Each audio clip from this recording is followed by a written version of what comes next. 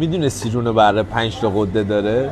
مخصوصا دوستایی که دوست دارن حتما رون کامل داشته باشن، یعنی کامل بپزنش درسته، این غده رو باید حتما در بیاد. میدونه اینجاست غده، این غده اول.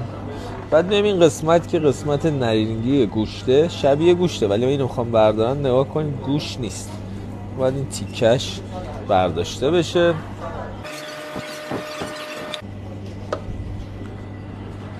اینم غده بعدی.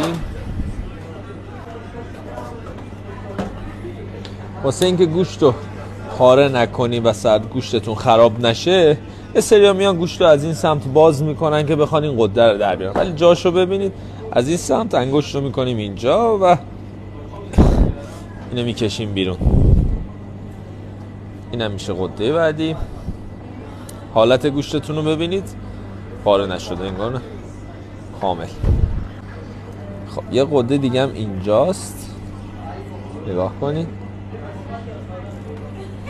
این غده رو خواستم بهتون نشون بدم که حتما وقتی خواستید در منزل یه رون کامل داشته باشید، این غده ها رو حتما در بیارید و خیالتون راحت باشه. ما تو مجموعمون همه این کارا رو براتون انجام میدیم که شما با خیال راحت یه گوشت خوب و سالم رو نوش جان بکنید.